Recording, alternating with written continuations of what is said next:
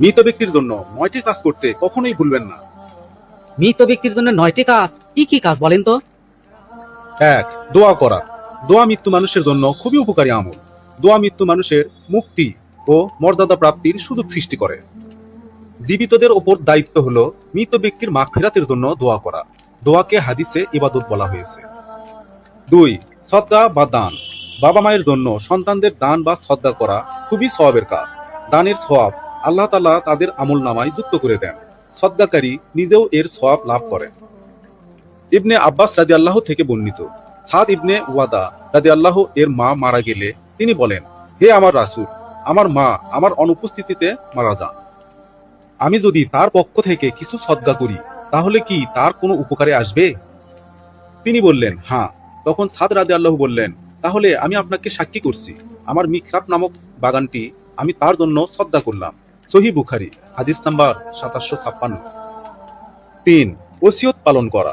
ওসিয়ত হলো কোনো ব্যক্তির মৃত্যুর পর কোনো কিছু করার নির্দেশনা পালন করা। আমানত পৌঁছে দেওয়া, সম্পদ দান করা, মেয়ে বিয়ে দেওয়া, মৃত ব্যক্তি রেখে যাওয়ার সম্পত্তি 1/3 বন্টন করা ইত্যাদি ওসিয়তের অন্তর্ভুক্ত। আল্লাহ তাআলা বলেন, তোমাদের উপর ফরজ করা হলো যে যখন তোমাদের কারো মৃত্যু উপস্থিত হবে, যদি সে কোনো সম্পদ রেখে যায় তবে তা ওসিয়ত করবে। সূরা আল বাকারা, আয়াত 180। 4. মানত পূরণ করা। বাবা মা বা মৃতের কোনো বৈধ মানত থাকলে তা আদায় করা ওয়ারিসদের জন্য আবশ্যক। তারা আদায় করলে মৃত ব্যক্তি দায়মুক্ত হবেন। 5. কাফফারা আদায় করা। বাবা মায়ের ওপর কোনো কাফফারা থাকলে সন্তান তা আদায় করবে। সেটা কসমের কাফফারাও হতে পারে, ভুলবশত হত্যার কাফফারাও হতে পারে, আবার যে কোনো ফরজ ইবাদতের কাফফারাও হতে পারে। কারণ এগুলো বাবা মায়ের ঋণের অন্তর্ভুক্ত, আর বাবা মায়ের ঋণ পরিশোধ করা সন্তানের দায়িত্ব। এতে যেমন বাবা মা দায়মুক্ত হবেন, ঠিক তেমনি সওয়াবও পাবেন। 6. ঋণ শোধ করা। বাবা মায়ের ঋণ থাকলে সন্তানেরা সর্বপ্রথম তাদের ঋণ পরিশোধ করবে, কারণ ঋণ এমন এক বোঝা যা ঋণদাতা ছাড়া কেউ হালকা করতে পারবে না। সেজন্য বাবা মায়ের যাবতীয় সম্পদ দ্বারা হলেও তাদের ঋণ পরিশোধ করবে। সামর্থ্য না থাকলে ঋণদাতার কাছ থেকে মাপ করিয়ে নেবে।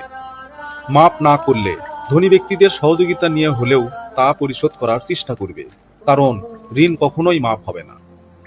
রাসূল সাল্লাল্লাহু আলাইহি ওয়াসাল্লাম বলেন, মুমিন ব্যক্তির রূহ তার ঋণের কারণে ঝুলন্ত অবস্থায় থাকে যতক্ষণ না তা পরিশোধ করা হয়।